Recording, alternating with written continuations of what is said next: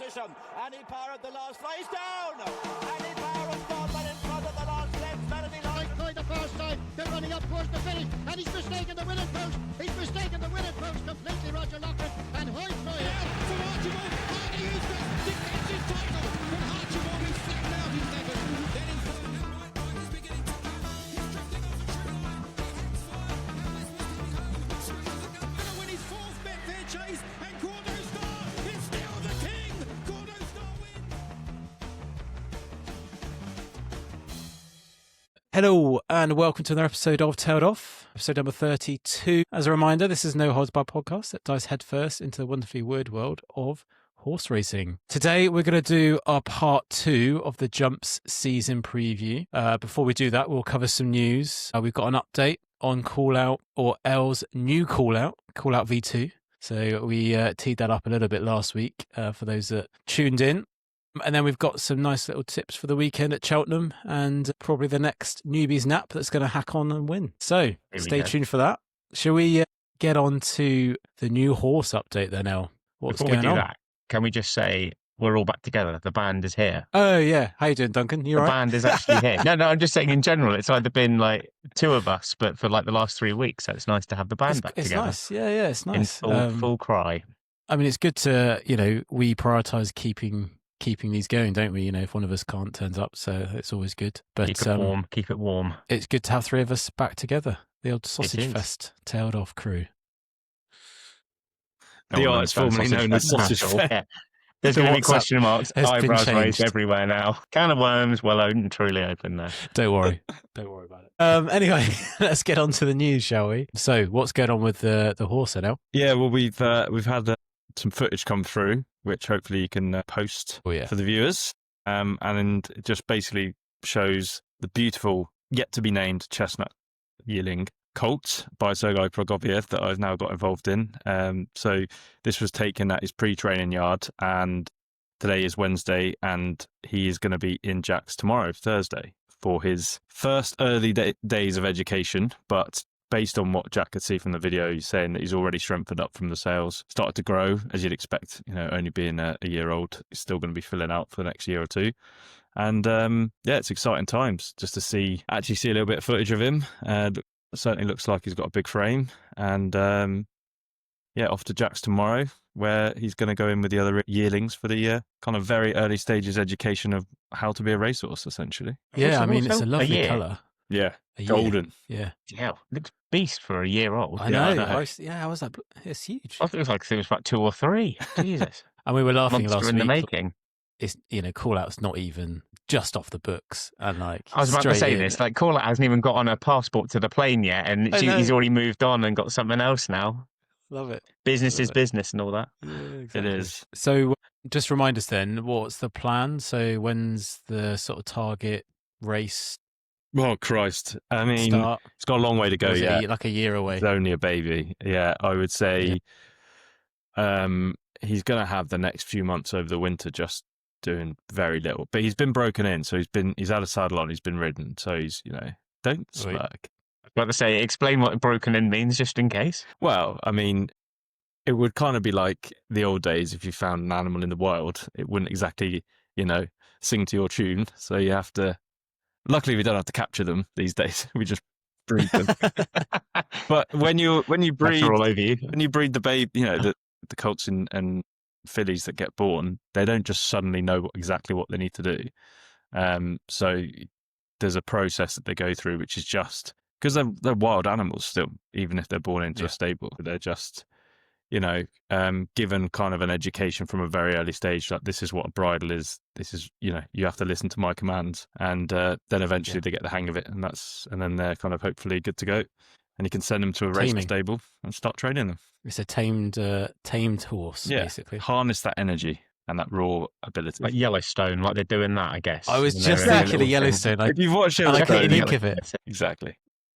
Right, let's get on to the news then, shall we? So this is actually quite good timing from last week, because we talked about the Champion Hurdle, and with these 2 pieces of news couldn't have come at a better time, although the first bit is very sad news. That State Man, who was, the reigning champion hurdler going into last season, would have been a 2-time winner had he not absolutely balls the last and fell over when 10 lengths clear. He was then obviously going to go into this season to try and regain his crown. And sadly, just as the season's about to start, he's pulled a muscle or a tendon in training and he's out. And that shakes things up a little bit, because the other piece of news is the fighting fifth entries. So that was the other thing we talked about last week about the champion hurdle. The road to the champion hurdle starts in earnest in this country at the fighting fifth at Newcastle at the end of November. The good news was from the entries that we saw the New Line and Constitution Hill in there. Now, these aren't declarations, they're not confirmed runners, but at least that's the right start, that we've got two of the big hitters. What was interesting was that Willie had chucked a couple in, one being Amsterdam and the other Kyrgyzstan. A surprising addition last minute was Lulamba for Nicky Henderson, who obviously has the big one in Constitution Hill, because Lulamba was basically the hot pot for the Triumph Hurdle last season, just getting chinned actually in that race before winning the one in Ireland at the Punchestown Festival. He's actually was meant to be going chasing, so interesting in itself that he was put into this race as probably a precaution. But Lulamba, his owner, is the same owner as State Man, and he also owns Amsterdam, so two of the entries in this race. He also owns a horse of Nicky Henderson's called Sergino. Now, both Sergino and Lulamba are meant to be going over fences this season. Sergino's obviously already won over fences before his kind of horrific injury. Now that the owner of State Man has lost his number one champion hurdle hope, he's obviously got Amsterdam, which is also trained by Willie Mullins. Will we see a bit of a shake-up in the running plans of the two Nicky Henderson horses? Will one of them actually stay over hurdles?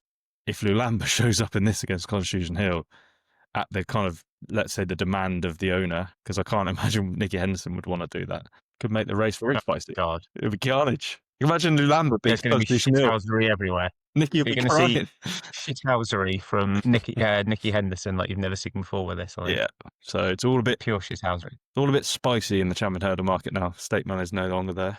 I feel gutted though, because State Man really, it was his last chance for potential champion hurdle victory, and he's already gone before we've even started the season proper. Yeah, it's a So shame. gutted. Should have finished it Like off you say, last year.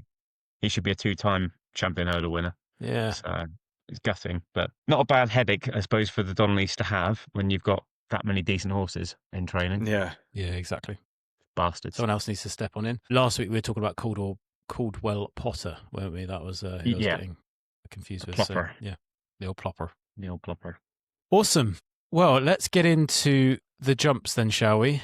And this is part 2. So as a reminder for those that didn't see or listen to last week. So last week we covered the Champions Hurdle and the Gold Cup, and we did a bit of an intro to jump season kicking off for proper. So although it officially kicked off in May, we're sort of titling October as the kickoff. So we thought we'd cover the remaining champion chase for Duncan and also Stairs Hurdle. So thanks, Duncan, for joining us and following up on the jumps preview. So, and I'm sure, El, you'll add in your thoughts as well as we go. So let's do the champions chase, shall we? I love the way you call it champions chase. Sorry, the champion. The Tickled me. champion. Tickled champion me. chase.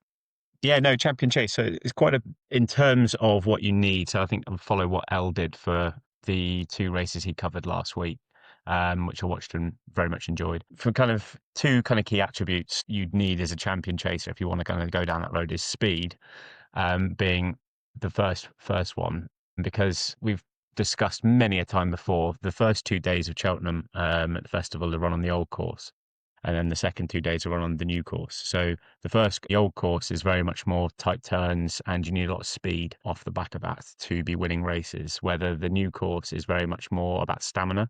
So you need a horse that is going to be very, very pacey and can come off potentially off the pace to accelerate through up the last bit of the hill, because it's a very short run in. So speed is key, especially over the fences as well. You're going to need accuracy. So you need a bit of both if you're going to be the champion chaser in the making, basically. So we've seen it before with John Bon, and I was watching a pod the other day, I think it was the Paddy Power kind of preview for the season, and they were talking about John Bon, which I've kind of focused in on. Like, John Bon has always looked like Cheltenham was the place where he would do the business every single year. He'd turn up at the Paddy Power Meet, which is this weekend. He'd win the Schlur, and then he'd go on to the Champion Chase. And every single time, he'd make some kind of horrific error at one of his fences, and it would just put him out the race. You really do need to have a horse that is going to be accurate over their fences, as well as have the speed to kind of go with it. So in terms of looking at kind of what races are kind of earmarked in the road and the build up to that, I think, Matt, you'll probably be able to post this little table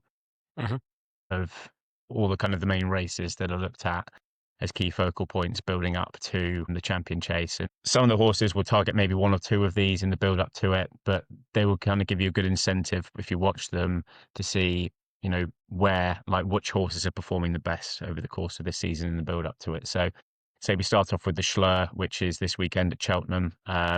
We've got John Bon in that, which is the short price favourite in that at the moment. Then you go into the Tingle Creek. Is that the drink Schlur? Yep. Schlur. Schlur. Schlur. The Schlur. Sorry, I thought I'd check that. Well, I mean, good effort. Important point. Very important point. Not that we're alcoholics or anything. Then we go into kind of December time, early December, and you've got the Tingle Creek at Sandown, and then we go into something in Ireland, which is the Hillyway Chase. All of these are group races, so like your grade one, so I shouldn't say group, it's grade. And these are the kind of ones where you'll see most of the horses that are going to be targeted at the Champion Chase coming through across the course of the season. In terms of my fancies, I had a good look at the market in there, and Marine Nationale was the first one, which is kind of an obvious one, having when we were there this year for it. I think Elle and I, but Elle, were you on them as well? On which one? Marine Nationale for the Champion Chase. Were you on them Not last year? no. This season? No. So I happened to be on them, thankfully. And it was a horse that's trained by Barry O'Connell, was ridden by Sean Flanagan on the day, and actually won by 18 lengths from John Bond. So the horse seems to really, really appreciate Cheltenham. To Cheltenham Festival twice and won twice. I think the Supreme Novice Hurdle a couple of years ago, and then winning the Champion Chase obviously this year. And it just looks like, you know, 4-1. I don't think it's a bad price at all at the moment, considering he's 2 from 2 at the course. He's been there and done it, and he looked so good in this year when he went and won it. I think it was made even more special. We touched upon, because Michael O'Sullivan, who was the jockey, and we touched upon this in a previous pod, he died in February of this year and was supposed to ride Marine Nationale, but obviously didn't. But because of that, and as a result, Sean Flanagan stepped in and put the horse through. So he'll be aimed at this for all the way through, probably wrapped in cotton wool. I'd imagine Marine Nationale at 4-1 is still a decent bet. I obviously did want to look away from the top of the market to a degree, and I think Margeborough at 7-1 is another one that I'm actually quite a bit interested in, just because when he was in the Arkle last year, or this season, sorry, the previous season, I think everyone, the world and his wife, was all over him at short price. He was odds on, and he looked to be coming off on the bridle up to the last 2 fences and just absolutely bulldozed his way through them, completely ballsed up both of them. Fucked it up completely. He was travelling all over them to begin with, the horses that were out in front, fell through the second last. Mark Walsh then asked him to pick up, which he duly did, and then he fell through the last.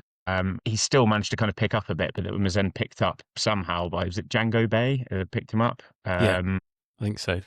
On the run-in, came from the clouds with Nico de Boinville on board, and swooped past them all and took the Arkle. For me, I think Margeborough is underrated at 7-1. I imagine Willie will have schooled him and will be schooling him a lot in prep for going here for this season to make sure that those mistakes don't happen or are less likely to happen. So I think 7-1 is actually a very, very decent price at the moment, because he's going to go to some of these build-up races. If he wins one of them, which he most likely will, and wins it well, that price will be shortening all the time.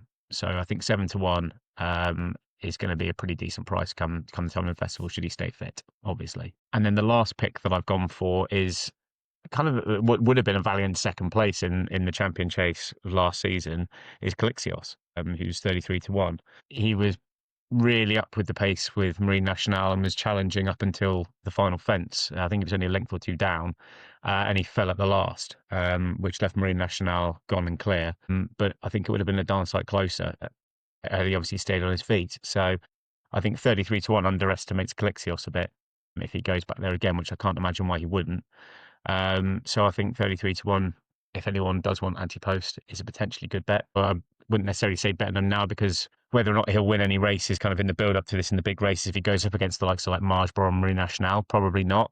But if he peaks again like he did this year, he was 40-1 when he went off for last season's champion chase, so it might be best to wait. But I wouldn't take him off your radar as a horse to potentially back a couple of quid each way on the day if he's a price. Yeah, nice. 2 questions. One, how many bets do you have on now already? Are you doing an L where you have like 400 of them already on?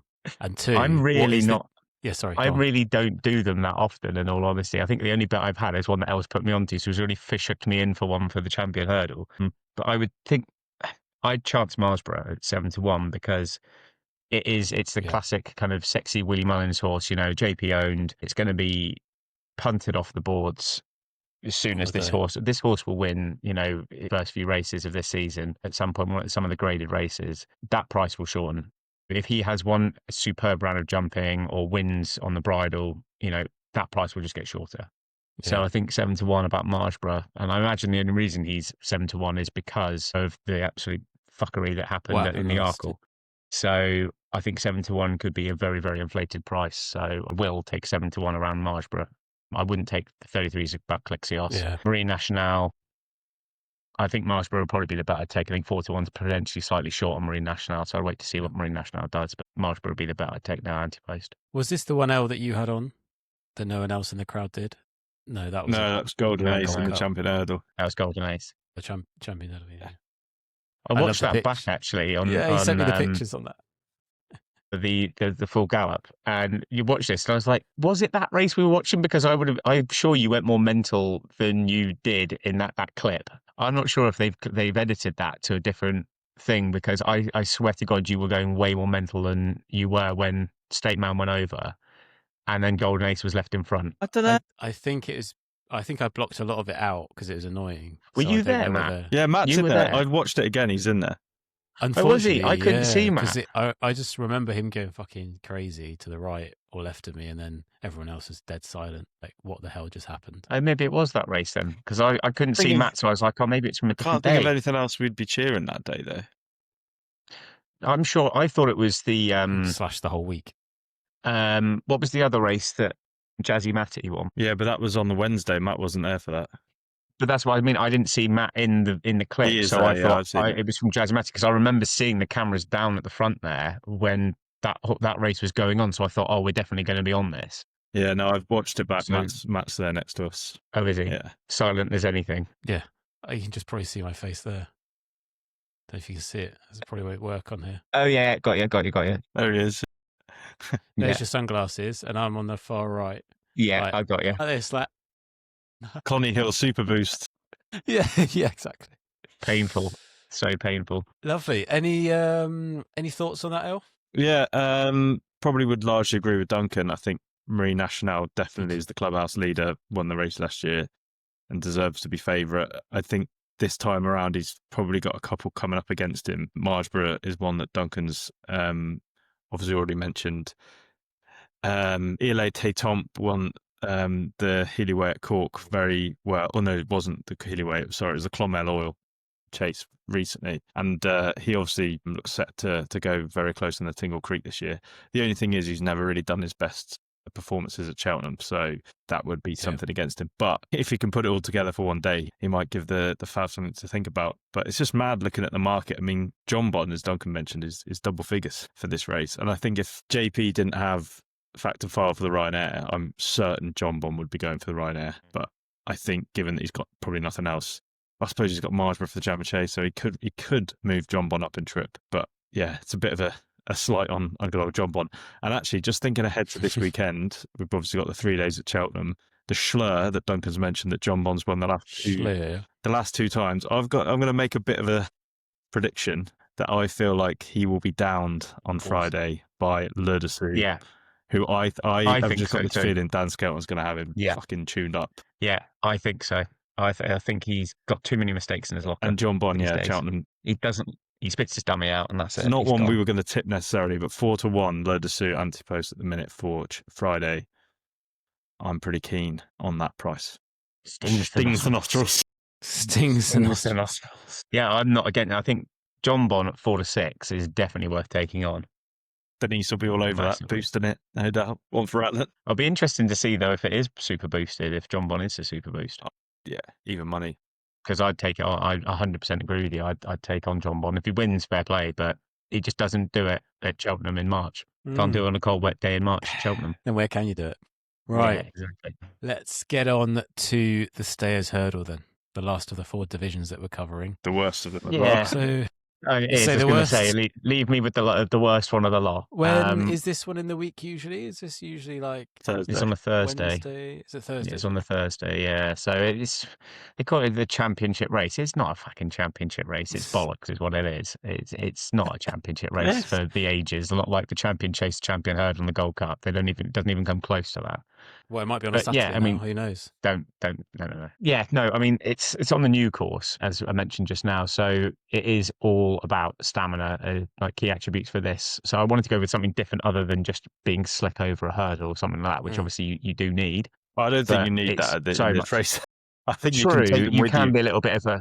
They say you can be lazy. I think you can be a lazy horse in this to a degree. But I think stamina is obviously the key thing you need in abundance, because there are so few kind of tight turns. It's very, very long turns and things like that. And the running. Were you there on the new course days, like Thursday or Friday? I don't think you were. So No. when the Cheltenham runs ran this year, it'd be interesting if you go on like the old course day and then the new course, and you just see just how much different the running is. Like, they are literally at the back. And then they come round into the home stretch, and it is so far they have to run. So it's just all about galloping, and a horse that has the stamina will prevail in this. But the other thing to look out for as well is the age. I was actually quite surprised. I was thinking a slightly older horse is maybe better for this, battle-hardened, but apparently not. Normally horses aged between 6 and 8 years old are the ones to look for. So the younger, more youthful horses seem to do this. I mean, it's not out the realm of impossibility for an older horse to do it. Cider Burley won at the age of 11 in 2023, and Bob Olinger won at the age of 10 this year and hosed in quite nicely.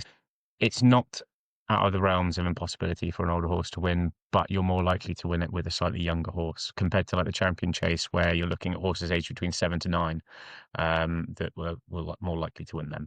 And then in terms of the road to Cheltenham, again, got a nice little table of stuff here, of races to look out for and to keep in the old diaries across the course of the next few months. So we've got the Lisbon Hurdle, which is in Navan, which is not this weekend. I think it's the weekend after. I did have a look at this.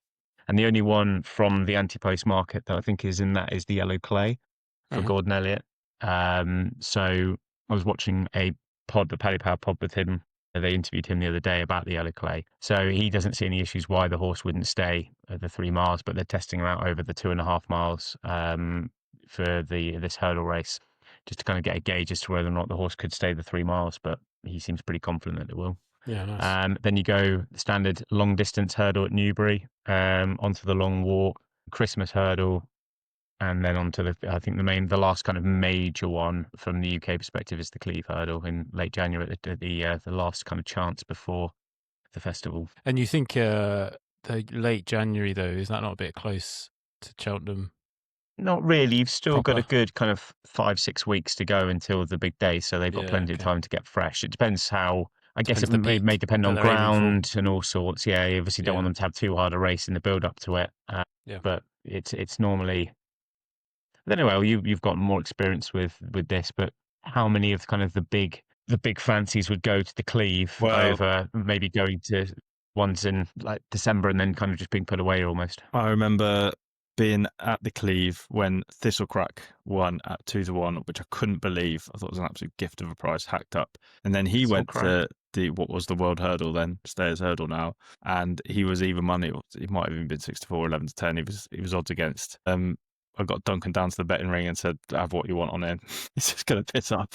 Just proves that those two races can be won in the same season. Whereas, we said last week about the Cotswold Chase, which is on the same card at Cheltenham, is a terrible trial for the Gold Cup. I would say the Cleve seems to be a bit more of a better stepping stone for the final in March. Yeah, okay. And what's the distance again of this The one? stayers, 3 miles. 3 miles. Okay, fine. Yeah. Yeah.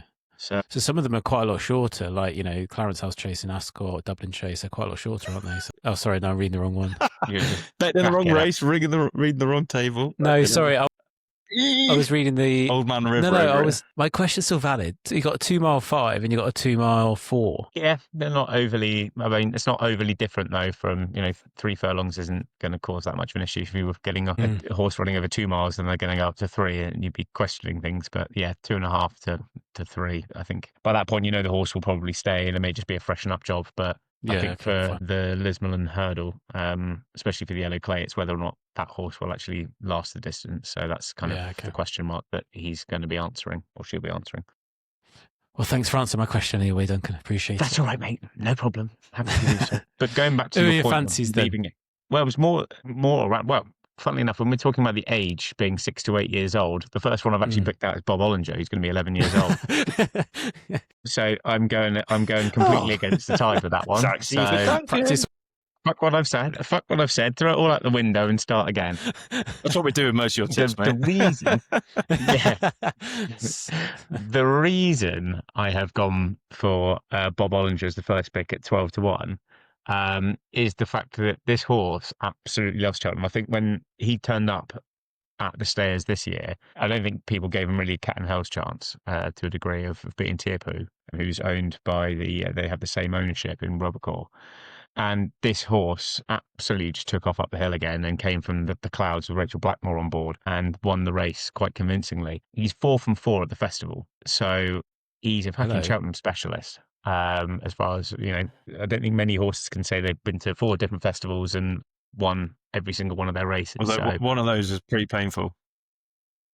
Yes, it was. I mean, it was very lucky against Galopin de Champs, which was a kick in the nuts for us. But the stats are there. He still won the race. Stats don't lie. Stats don't lie. But yeah, I just think that, he'll probably go through exactly the same prep he had this year or last season when he went to, I think it was the Christmas Hurdle at Leopardstown, finished second there to Home by the Lee, and then was just put away until Cheltenham. So I imagine they'll go through the same kind of prep as they did for March. Come March, they'll do exactly the same thing again. And I just think he'll be absolutely primed, ready for another go at it. Again, it's not out the realm of possibility. Casside de Burle won at 11 years old in 2023. So they will have him primed, ready to go for that. So I'd rather take that than Tierpoo, who's 4 to 1. So really? I just think Bob Olinger is a far better price if you wanted to take that now. And then the other one, again, I'm sure I had a bet on this already, but apparently not. Yeah, no, I know, but I'm saying I thought I had a very, very anti-post bet on Rocky's Diamond already for next year's, and I can't find it anywhere. 50 to 1, so I need to have a look for that. But Rocky's Diamond is the other one, who's 33 to 1. He ran at the festival in the stayers last season, and he finished 4th. And the horse is only 5 years old, so very, very, very young horse. So you'd hope by turning 6, he'll have come on a hell of a lot from where he was at 5 years old. And at 33 to 1, I think he's gone slightly under the radar for next season's stayers. So I think 33 to 1 is a pretty good price for a horse. You might get, I don't know if you get 4 places on the day, it depends how many turn up, but I think 33 to 1 now is pretty decent. Do you know why he's that price though? Do I know why he's that price? He's been chasing this season. Fuck off. He won at Galway in September and recently was beaten at even money at Wexford. I was going to say, but it's not Wexford, impossible that he comes back to hurdles. That has happened many times before. Well, I'm hoping that they do decide to do that. Because otherwise you're going to look very silly. You got 50 to 1 bet on somewhere. Bring him back over hurdles. I need to go and have a word with Declan Quealy and say get him back over hurdles again, mate. But yeah, if Rocky's Diamond does go, I think that's a decent. All right. Thanks, mate. Any final comments, El, before we move on to the novice hurdle and yeah, it's not the best division. I would have been absolutely all over Jasmine DeVoe for this. I will toot my own trumpet again, but up for 33 to 1 for the Albert Bartlett last year, but he's out for the season. Going chasing. Another one on the sidelines, annoyingly. But, I suppose the prices, yellow clay at 10 to 1 is interesting because I know he's trained by Gordon Elliott, who trains the favourite in Tierpoo, but I would be interested in him. But the one at a price, I was just looking at, what was that one? I've lost it. Thinking one. No, maybe it was the Not Yellow Jimmy Clay. DeSoy, is it? Maybe it was the Yellow Clay. Oh no, sorry, I know which one it was. It was Impostoir, which actually won a Patemp's qualifier at Aintree last weekend off top weight. Now he's only gone up £5, so he's only rated 153, so he's got a lot to find, but he's still young enough to improve. At 20-1, I thought Impostoir could be one of those that, like Sarda Burley in the same colours, was a handicapper. Funnily enough, won the Patemp's and then won the Stairs. He could be one for that progression at 20-1. Nice. All right, good. Thanks, Duncan. Thanks for closing the loop on the 4 divisions. So that's the jumps. Just follow those and you'll be all right. Or just pick a horse that's completely against your own advice. It's up to you. Exactly. You better it first. No, I thought it was good because, we got to explain a little bit more behind why we're picking some of these horses. So it's good to go through the attributes and, what you followed. So thanks for that. So you want to cover also the novice hurdler and novice chaser?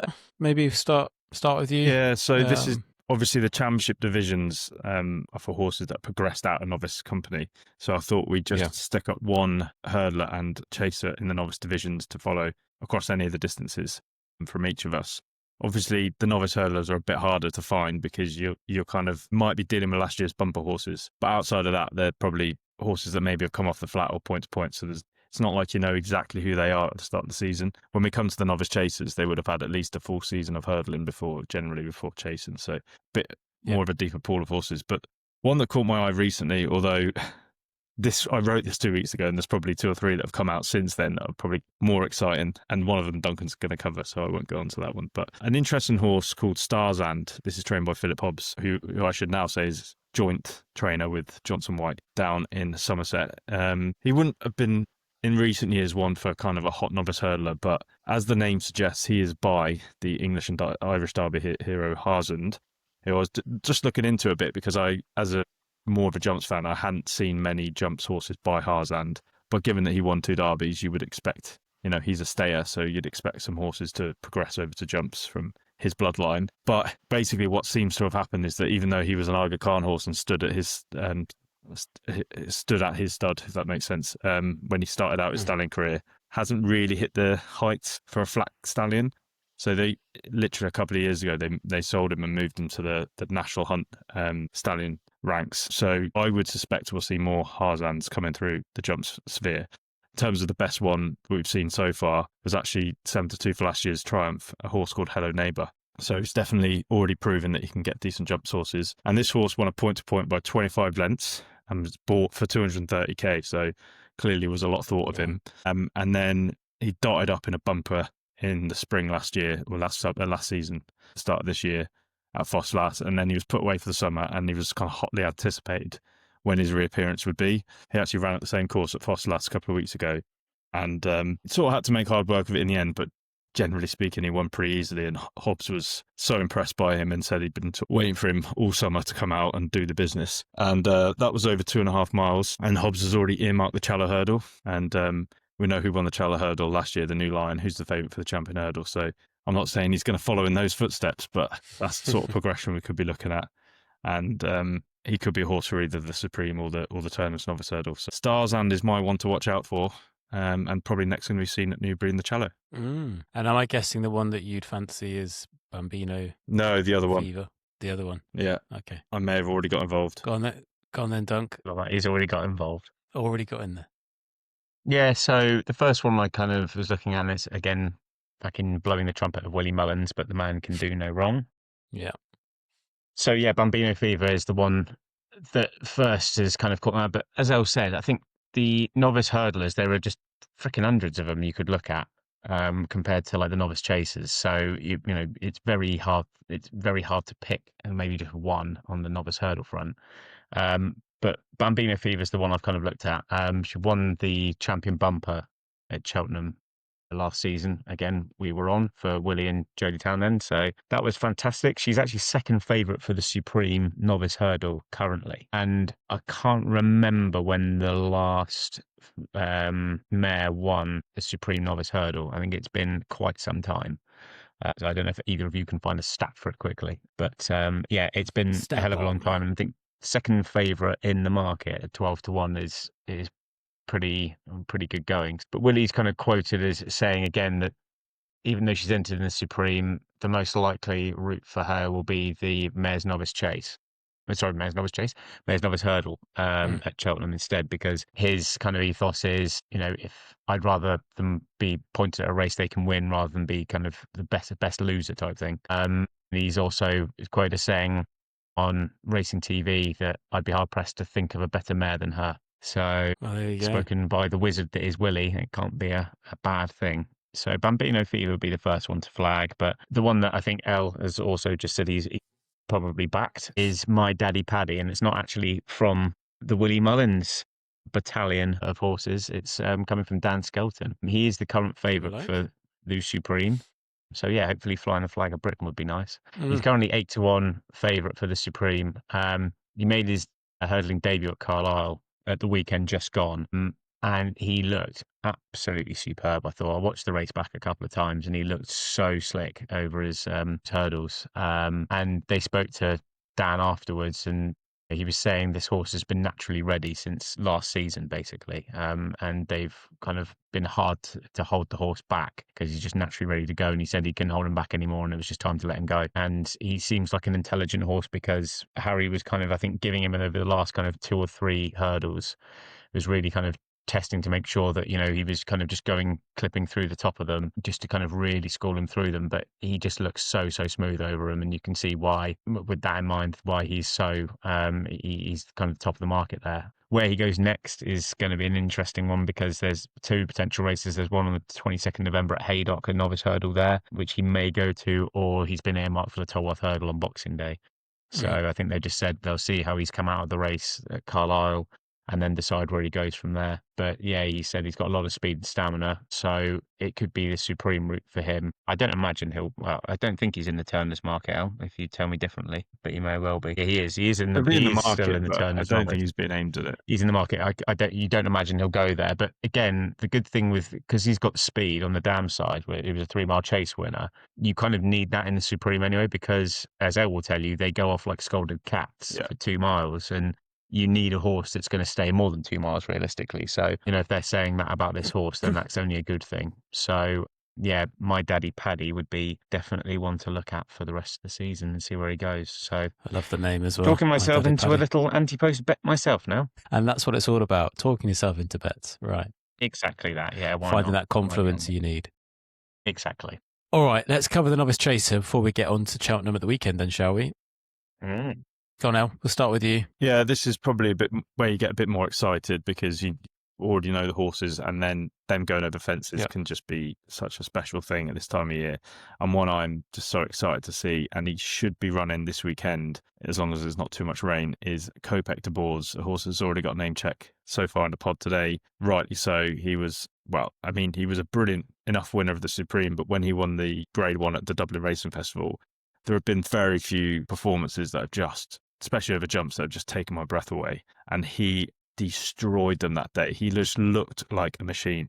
We covered it at the time. Obviously, a horse that can almost look like he's running away with the jockey. Generally, they peter out and they lose their energy and they end up struggling. But that horse ran away with the jockey and still ran away with the race and won by half the track. And then the first race at Cheltenham, everyone was obviously hotly anticipating him, and he was going in a hot favourite. But we were a bit worried about the buzz of Cheltenham. We obviously went to not quite the pre-parade ring, but we had a good look at him, and he was definitely getting a bit worked up. And that probably took was that the one flapping about in the... it was, in the saddle. Like you say, it's a pre-parade, so it was in the, trying to get the saddle. And I was a bit worried that he was going to boil over, and he he definitely wasn't as impressive, but I watched the race or the closing stages back the other day, and he still pulled a mile clear with a horse, William Money, who I've tipped up for the champion hurdle each way. And he's going over fences. I think the Arkle is absolutely tailor-made for him, and if fences can just harness him a little bit more and not necessarily slow him down, but make him a little bit more respectful of the obstacles in front of him, I think he could just be one of the absolute bankers of the week if he takes the fences. And Koepke de Boers for the Arkle, really looking forward to seeing him, how he gets on, especially this weekend. Nice. Have you seen that Beginner's Chase? The actual, I know obviously the declarations aren't out, but hell of a bloody list in there. Brighter Days Ahead's in there. Yeah. Could be interesting. Ali Bow's in there. You've got some very, very decent looking horses in there. Yeah. It's at Navan, isn't it? The So, weekend. Yeah, Navan 320. So that's one to have a look at. Wingman's in there. Very, very interesting. Nice. And then Duncan, what are you saying then? Sorry, not sorry. Yeah, sorry, not sorry. It is a Willie Mullins. It's a Willie Mullins fest on the novice chase side for Elle and I today. So, but I've gone with another one of his, Final Demand, who was the favourite for the Turners when it was beaten into third by, I think it was the Yellow Clay and then the New Lion, who saw him off in that.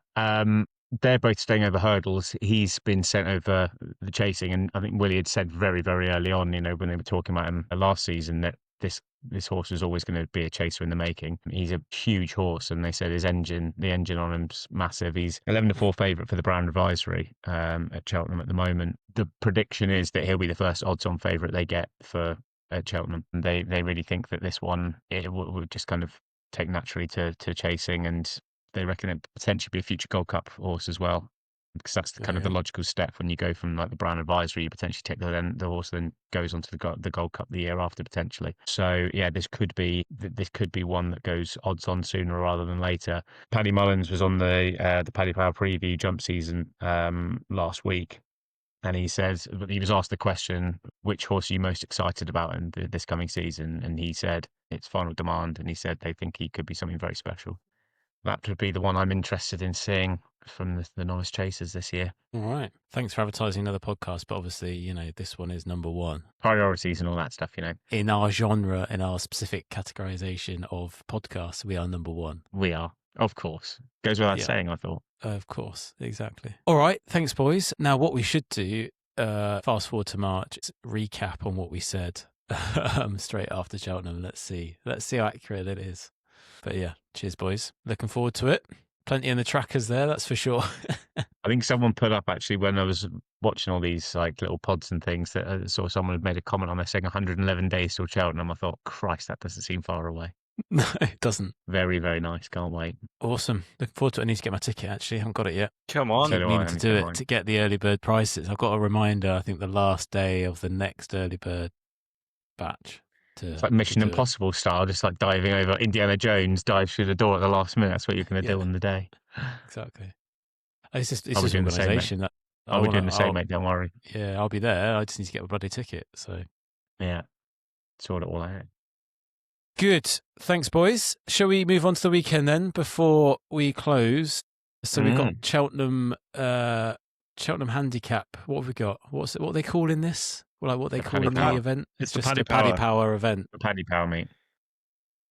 Okay. This weekend used to be called. Not happy with it now? This weekend, Yeah, it's fine. it used to be called the Open Meeting, which has been called that for like decades. And then the people at the Jockey Club one day decided, oh, hang on a minute, that's too confusing with the Open Golf Championship. So they rebranded it. And I'm like, if you're getting them to, Someone turns up with their clubs. Yeah, you can imagine Someone all turns these. up with clubs on their back. Yeah, Hang on a minute. I thought this all was those golf. people What's turn up. this? Yo, what are these horses doing here? I've gone to the wrong place. I've gone to the wrong place. shit, I got Shit. confused. It's all on the same day as well, is it? Yeah, I mean, Bollocks. if you're getting them two mixed up, that's a you problem, as far as I'm concerned. Yeah, So 100%. they've Good now mate, rebranded 100%. it the November meeting, but for old timers, it's always called the Mackerson, and for people of our generation, it's always been pretty much the Paddy Power Gold Cup. So that's the big race Yeah. on Saturday. All right. So we'll cover the Gold Cup at 2:20, and then we'll cover the really big one, which is the 3:30 Paddy Power Intermediate Handicap Hurdle, because that is the one I prepared for by accident. Right. Let's Tell do the ladies two- and gentlemen what happened, Matt. Why have you picked that race? Well, I was doing the newbie snap, and The I just retard. couldn't get my eyes off. I just cheers. When something stands out, when a horse stands out, it doesn't matter what race it is. You just got to look Just at it. and speaking to you. just speaking to me. So that's where multitasking doesn't work. Right. Let's do the 2:20 then. Duncan, let's start with you then. Before you start, What are you Butters, saying? do you want to announce the competition we're going to kickstart this weekend? Oh yeah, go on. Yeah. That yeah, we let's give that a kickstarted go. last week, starting from last No. week. Yeah. No, No, absolutely not. It's a clean slate from now, so everyone understands and knows about it. So what we're intending on doing, you can shove your VAR up your ass. You won't be saying that if you win this weekend, will you? So what we're planning on doing is having like the Racing Post. I think it's the Racing Post that do a nap table. Nap table, yeah. Yeah, so we're going to have our own equivalent of that with the tailed off nap table. nap like table. So we will from next week, hopefully get it right and all pick from the same race. But we can obviously we'll do this week as well. But hopefully we'll all pick from the same card. I don't actually. How do we want to play this? Can we One have pick the same per horse if we want to? No. It's up to you. I think you could just do it on any tip on the same day, the Saturday probably, or you just agree that it has to be the same race. If you can then end up picking the same, because all three of us have the same horse, which isn't as good for the punters. Okay, so if we're Matt, I guess it all depends on how happy you are to have a look through the card and pick a race that you like the look of. And yeah, why don't we do it the same day then? In that case, we do it the same meat. The same meat. Yeah. Okay, so we'll just go for the same meet. We'll pick the meet, the major meet of the day, and then we can pick whatever race we want to. Yeah, sounds good. Sounds good. If it's a 2-horse race, I'm going in for that one. Bring it on. Yeah, that is true. Well, that's got to come into play. It's on prices though. Winning. It's got to be on price. That's the thing. It's all on prices. So go for a 1-2 shot, put your point on it, and get bugger all back. Still a win to win. But yeah. That's basically what we're going to do now for the rest of the season. And whoever finishes in last out of the three of us is going to have to do some form of forfeit, which our wonderful listeners will pick. If they can put in some suggestions as to what they might like to see as a forfeit. Yeah. Users and listeners, because users of the naps. I think one of us has to do it naked. They'll do podcast naked. Not sure YouTube will be able to. I was going to say, I'm pretty sure YouTube will be looking at that. That will be a VAR moment on there. Censored, obviously. Right, go on then. So, Paddy Power Gold Cup. My pick is Il Rodotto. Was 5-1. I think he's now 9-2, probably at the time of recording, unless someone tells me otherwise. This horse won the race last year for the main man, that is Paul Nicholls and Freddie Gingell. He's been to this race now 3 times, and he's finished 4th, 3rd, and 1st. He has had the same kind of prep build-up run at Chepstow first time this season, and he's now coming back in. Will be absolutely at peak form, I imagine, ready for this. He's the only runner that Paul Nicholls has. He normally has a couple in there. I think up until Declarations Day, he also had Hitman and potentially one other in there, which are the same owners, but they've obviously taken Hitman out and just left Il Rodotto in here. Paul Nicholls has won the last 2 renewals of this. I think he's only a pound higher in the weights than he was last year. I think Il Rodotto at 5-1, if you can get on at 5-1. I know L's on at slightly bigger prices. Rodotto would be the main pick. I would say that the interesting one, which is right at the top of the market, is Jaguar, because he won the plate at the festival last season off a mark of 139. He's gone up £9 for that. I don't think the issue for him will be being first start of the season. But it's interesting. He's also entered in the Ryanair and the Gold Cup, and off a mark of 148 that he's at the minute, he would need to really do well in this. I think win it quite comfortably and go up seriously to be a serious contender in either one of those races. So, and I think he's prone to mistakes, so that's why I'm willing to take Jaguar on at his fences. So I wouldn't be backing him at the price, but I think for an observation, I think he'd be quite interesting to see just how well he does, because he's clearly got an engine on him. It's just willing to see how well he runs. Yeah, Il Rodotto would be the main pick. Awesome. What are you saying? Yeah, I echo Duncan's final comments there. This Jaguar, if there's any horse that's going to turn into a superstar out of this race, it's him. And this is a race that, going back in the day, when we come to preview the Coral Gold Cup, the Old Hennessy, it was a similar kind of top quality handicap where horses near the top of the weights used as a stepping stone to become Grade 1 horses. And if there's any horse that fits that description, it's him. I mean, I was at Trials Day in January where he won the Novice Handicap pretty easily. And then he was a 3-1 favourite for the big festival plate handicap. And I watched that again earlier, and he pretty much danced in, to be honest. I mean, he pulled clear with one other one. I can't remember the name now, but he was so much on top at the end. And obviously he's got a whack in the weights, and a 148 is a pretty high mark. The only thing is with that, I know it's not John Joe's, but with the JP horses, you just never know what the plan is, whether they're going to mess around with him all season and get him re-handicapped to win another handicap at the festival, or whether they know as Duncan said, they've got a Grade 1 horse and they're just going to, because the prize money for this is pretty decent, 90k for the winner. And there's not many jump races this side of the festival that are worth that much money. Yeah. Whether they think we were just going to win this and then become a Grade 1 horse. So I'm very tempted to tip him. I would not be surprised if he wins easily.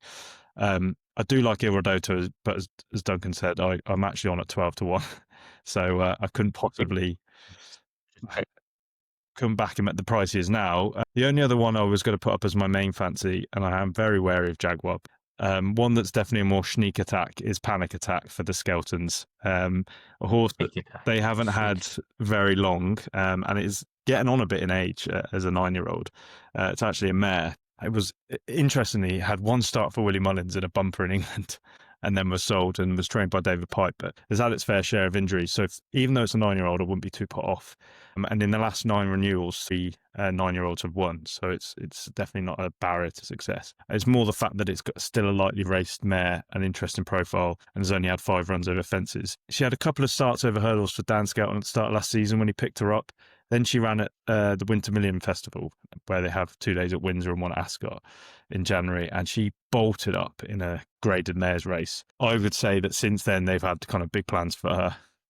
Apparently she hurt herself and was kind of out for the rest of the season shortly after that, so they couldn't go to Cheltenham. But I was listening to a podcast the other day, and Skelton's got 3 in the race, and this was the one he was really strong on.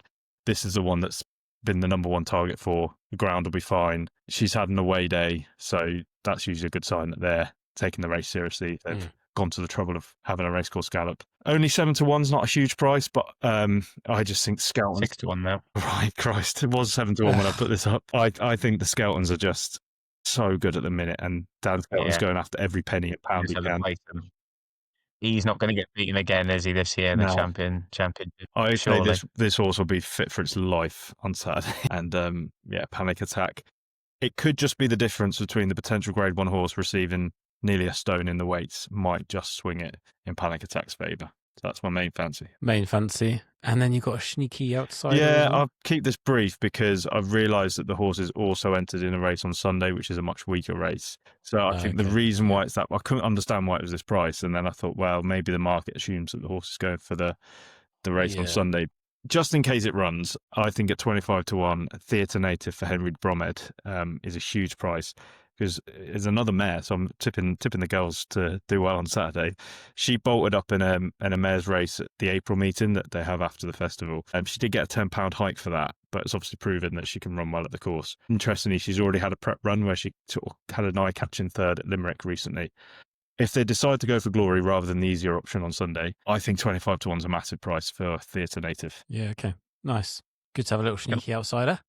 Can I flag one sneaky, well, it's not so sneaky, but a slight outsider? Go on. No. It was the Company Sergeant was the other one for Gavin Cromwell. And that finished second to Jaguar. That was the one I was thinking of, yeah. They pulled so far clear. Yeah, that he was so far clear with that. And I was kind of thinking, do I put it up, do I not?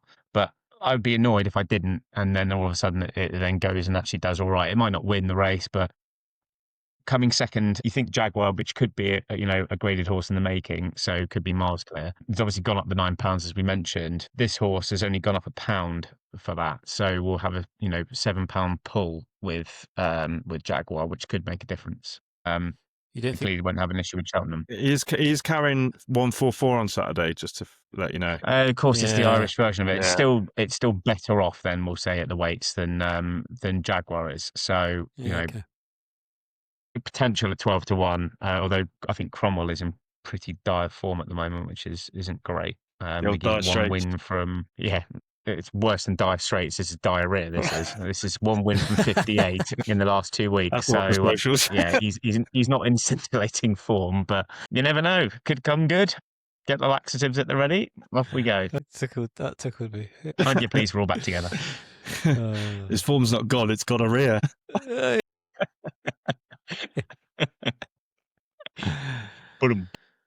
Yeah, on that note, well, let's just say the best to last, shall we? Firstly, fucking get in there for last week, Newbie's Nap. Thank you very much. Hacking up. Thank you very much for sending well done, mate. Well done. I'm glad I took the time to completely rip it apart as well.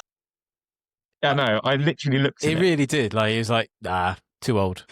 So did I. Exactly. But I wasn't even on the pod, and I'd looked at it because I was like, Anthony Honeyball obviously does target the race, and he's had a go at this with this horse twice. And I thought, he's not done anything with it. It's not going to do anything. Nah. Hacks up. So, what the fuck do we know? What the hell do we know? And on that note, we're going to go for the 3:30 Paddy Power Intermediate Handicap Hurdle, and we're going to go for gold for Alec. Reason is a few things. Tom Simmons, who we were talking about before we started recording, on form at the moment, almost made it to Trainers in Form, I think, El, you said, but didn't for some reason because you already had one. So, yeah, that was one of the things I looked at. I'd say sort of staying flat in terms of weight. Already had a win this year, Class 3. Light's good to soft as well. Beaten favourite. Now, the only thing about beaten favourite I didn't like was I did look into like that race, and I think it's because Latin Verse actually made a mistake as opposed to like being like. But still, you got to be able to jump to win. So doesn't always put me forgive off. them though. First run of the season, I think it's fair to Yeah. forgive them first run back. Exactly. So I think it's a good outsider each way. Likes the distance. I actually I do think like it's this worryingly, man. I backed it. I know, I'm going to back it now as well. Has he? I'm going to back it all as well. I Love think it. it's a great shout. Agreed. I think this could be an And unbelievable shout. Good to soft as well. I think at the weekend there's a bit of rain around, but it's also didn't rain today, I don't think. So Just bring back Weather Watch. hold on, weather watch. So yeah, Weather so Watch, to be fair, I think Cheltenham looks shit on Friday. It looks fucking terrible weather. And I don't think Saturday looks much better. lovely outsiders 10-1 at the moment, I think. Don't know what it will be on the 10 to day. 1. Yeah, so gold full for places, Alec William for Hill, the cheers. handicap hurdle. If you, I can see this winning and you being top of the frickin' nap table, first one out. Oh yeah, that's what What's- I'd like to see. Just on that, then, what are you going to put forward as your nap table selection? I don't know. Well, it have to be a Redoto, isn't it? 'Cause that's the one I put up. Yeah. But I'm not overly convinced. But I'm going to be we'll muggy see. and So I'm going to pick Jaguar for mine. So you've got you absolute waste man! You can't do that. absolutely Fucking shit hell. nuts. Absolutely He shit talks nuts. about I fucking want Paul to win as detonating well. and panic attack, and then he's like, "Fuck You it, I'm can't chucking on pick- Jaguars." exactly. I nearly did that, and I thought, no, I can't do that. That's not fair. I'm not spoken enough about this. Well, that's how we're Yeah, but playing it. when then, we're, by when the we're looks of it. talking Yeah. about competition, it's different. Yeah, exactly. What a bastard! This boy doesn't like to lose. Yeah, no, Right, we'll and on remember that note, now. let's wrap up. Cheers, boys. Good to have us all back together. Useful covering part 2 of the jump season, so thank you. And we've got a few interviews coming up over the next couple of weeks, so stay tuned to see that. Maybe look out for the socials as well. Some big Can we names. just flag them now? Big names. I think we should start building it now. To start Go telling on then. people. Who have we got? Who's the next one? We got Tom Humphreys, Bloodstock extraordinaire and Here we go. presenter. Then the big fish is coming after that. The big fish. We got the big Ed fish that is Chamberlain. ITV Racing's own Ed Chamberlain, That's who's what we going to be like. on the pod. We can't Big wait. news. Big news. And then we've Very, got a very few good. in the new year as well, haven't we? Yeah, got Clerk of the Course at Windsor, Charlie Rees, telling us how to run a course. Be interesting. Lovely. And then Ollie Sangster, the trainer, Yeah, man. Group 1 winner trainer. Yeah, man. So, Love 4 big interviews coming The up. pod's growing. Enjoy. You're welcome. And on that note, the only reason we get these big stars is because we're getting plenty of likes, listens, and shares. So please do continue to do that. Make sure you message in any questions you got as well on our socials, or email us on tailedoffpod@gmail.com.